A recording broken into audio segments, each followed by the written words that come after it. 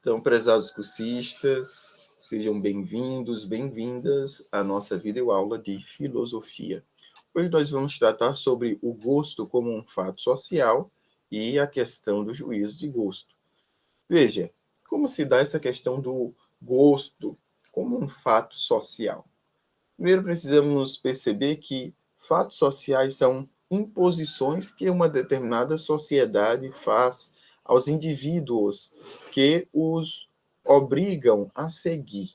Então, veja bem, toda sociedade ela tem seus fatos sociais. São aquelas estruturas que foram se consolidando ao longo do tempo, né, como um valor e em se tratando de valor como algo muito importante para aquela sociedade. E percebamos bem, todos nós, ao nascermos, somos lançados no mundo e, consequentemente, em uma sociedade que, em relação a nós, ela nos pré-existe. Ela já existia antes que nós existíssemos. Então, nós somos inseridos no mundo e em uma sociedade que existia muito antes de nós, e essa sociedade tem valores, tem práticas, tem uma forma de pensar própria. Então, nós somos inseridos dentro de uma sociedade que tem já fatos sociais. E esses fatos sociais, eles são impostos a nós, direta ou indiretamente. Essa imposição indireta é aquela que a gente vai percebendo como agir, o que tem que fazer, como tem que falar, o que não pode falar porque é considerado feio, e assim por diante. E já a direta é aquela que já está bem explícito, né? Não pode, né? Não deve, não deve, não deve. Indireta é aquela que a gente vai aos poucos percebendo, não, isso eu não devo. Não está escrito em lugar nenhum que eu não devo, mas eu já percebi que não devo. Né? Então, também tem essas duas formas, né, de imposição dos fatos sociais, tanto de forma direta como de forma indireta. Os fatos sociais, eles fornecem um objeto de estudo específico, por exemplo, da sociologia, e são caracterizados pela generalidade, exterioridade e coercitividade, né? Então, principalmente a sociologia, ela vai estudar a questão dos fatos sociais, tomando por base filósofos que se ativeram a essa questão dos fatos sociais. E aí, todo fato social tem essa característica. Generalidade, ou seja, todos os cidadãos, cidadãs pertencentes a uma determinada sociedade têm que se adequar, têm que atender aos fatos sociais daquela sociedade na qual você está inserida. Não tem a opção de ignorar os fatos sociais. Não, se você é de uma determinada sociedade, você tem que se adequar a essa sociedade e viver como ela vive. Por isso, há essa generalidade. Todos os sujeitos de uma determinada sociedade, eles têm que atender às demandas dessa referida sociedade.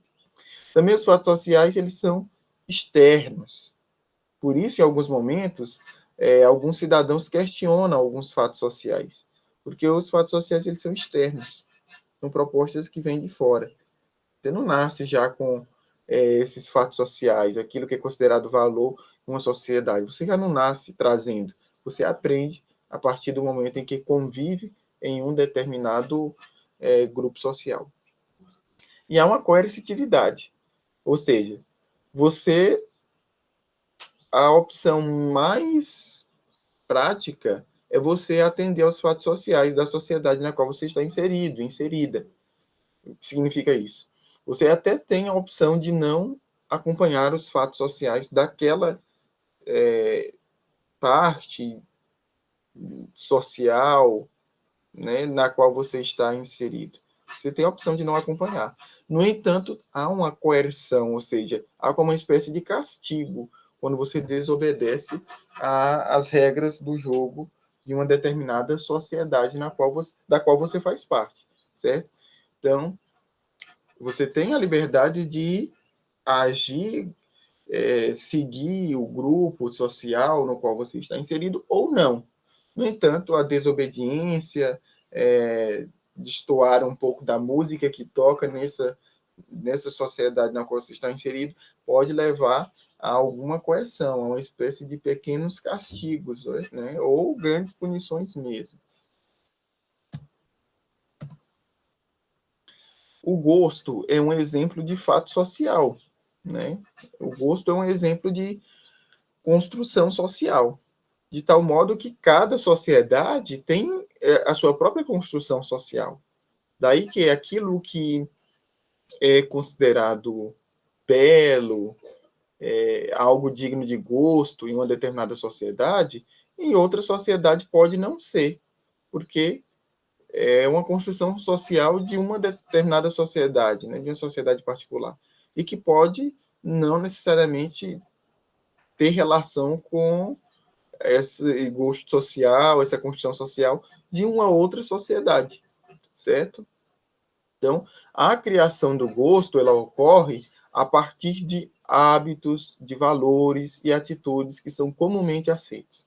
Então, o gosto social caracteriza por isso, como um hábito, ou seja, uma prática constante em relação a determinada coisa.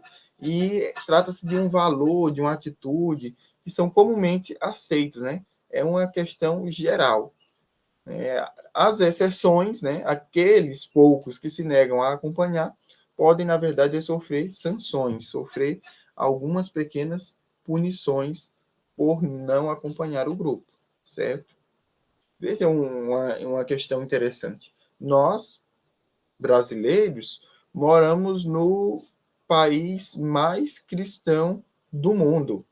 Agora, imagine a dificuldade que não é para alguém que queira se expressar ou queira existir de maneira um pouco que diferente desse gosto, né, que foi sendo construído em solo brasileiro como um hábito, um valor, um conjunto de atitudes, né, e que foi aos poucos se tornando comumente aceito. Imagine como é não seguir esse gosto, né, esse padrão tal e qual ele foi construído, né? Então, veja bem, o gosto, né? Eles passam a questão dos gostos como uma construção social, passam a vigorar como corretos e devem ser seguidos por todos. Então, a partir do momento em que algo se estabelece na sociedade como um gosto social, passa a ser algo que ninguém daquela determinada sociedade pode contestar ou pode encontrar algo que diga gostar que seja diferente do que já está estabelecido. Os padrões de gosto também são construídos, né? São construídos social e culturalmente. Veja, essa questão dos padrões de gosto é uma questão complexa, porque, veja, os padrões de gosto, eles se tornam como que um óculos no rosto da pessoa, de tal modo que tudo o que a pessoa passa a ver, a contemplar, ela contempla a partir desse óculos, desse padrão do gosto construído social e culturalmente. Daí que a pessoa vai dizer que algo é belo ou não, a partir desse padrão que a sociedade já implantou na existência dela.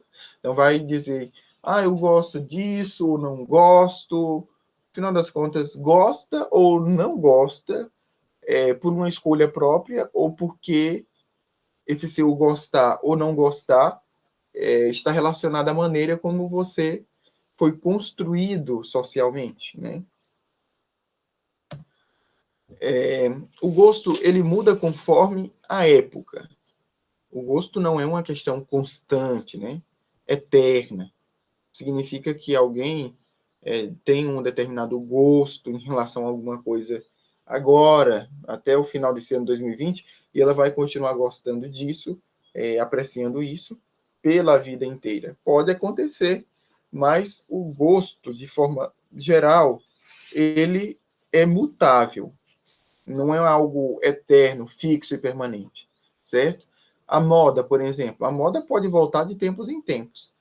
A questão aí repito, né, as calças, né, boca de sino, que eram uma moda de tempos passados, retomaram, voltaram a serem apreciadas, tais vestimentas.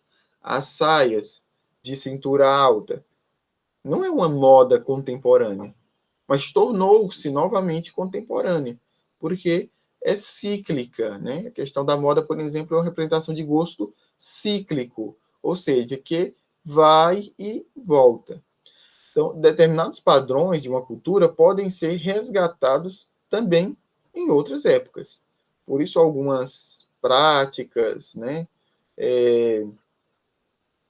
Estilos musicais, modos de vestir, etc., que marcaram tempos passados, podem voltar em qualquer momento da história como uma grande novidade, certo?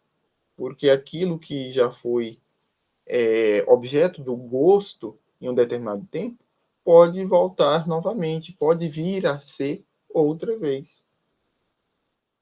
Aqui nós temos essa imagem, mulheres, né, as mulheres girafas da Tailândia, elas carregam aproximadamente 8 quilos no pescoço, né, fora as argolas nas pernas, e essas argolas que elas carregam no pescoço é para alongar o pescoço.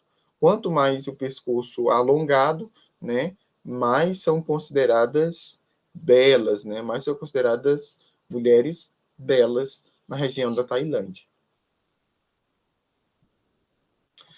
Quanto à questão do juízo de gosto na filosofia, é interessante perceber que alguns filósofos discutiram a possibilidade da universalização do gosto.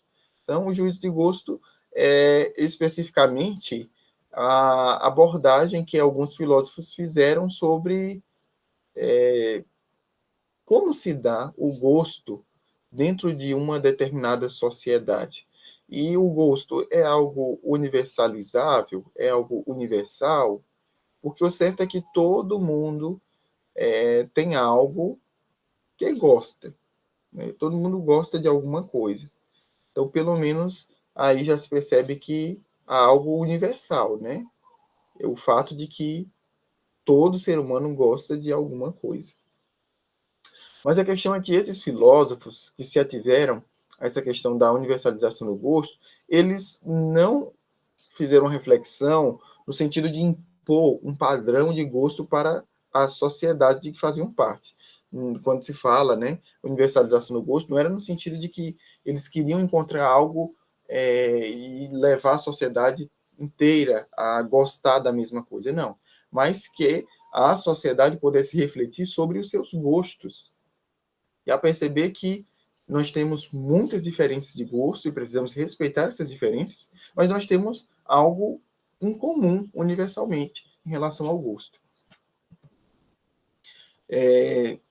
Também, eles estavam interessados em uma reflexão sobre a beleza que se pode contemplar nas artes ou na natureza, e dos juízos de gosto que daí se podem inferir. Porque, veja bem, há uma grande inquietação em saber o que alguém consegue abstrair, consegue contemplar a partir de uma obra de arte, a partir da natureza, para poder dizer assim, eu gostei desse quadro, eu gostei dessa escultura, eu gostei dessa música, né? Eu gostei daquela paisagem, né? Eu fiz um passeio e eu gostei tanto daquela paisagem, mas o que foi que a pessoa conseguiu assimilar, conseguiu perceber que a fez interpretar que tinha gostado dessas coisas que ela diz gostar, né? E aí, nós concluímos por aqui, né, hoje sobre a questão do gosto como um fato social e o juízo de gosto, uma perspectiva filosófica, e retornaremos com a questão do gosto na filosofia, chamando a atenção para a interpretação, duas interpretações. A interpretação sobre o gosto, né, e o gostar, feita pelo filósofo David Hume, e, em seguida, pelo modo como interpreta, né, a questão do gosto né, na perspectiva do filósofo Immanuel Kant, certo? Então, por hora, nós concluímos essa nossa abordagem, né, esses nossos prolegômenos filosóficos sobre o gosto, a universalização do gosto, como funciona o gosto enquanto um fato social e os juízos de gosto na interpretação filosófica, ok? Então, desejo a vocês, todos, todas, ótimos estudos, certo? E ficamos na expectativa de que, em caso de dúvida, vocês possam procurar, seja por e-mail, por Google Classroom ou por WhatsApp. Estou à disposição de vocês.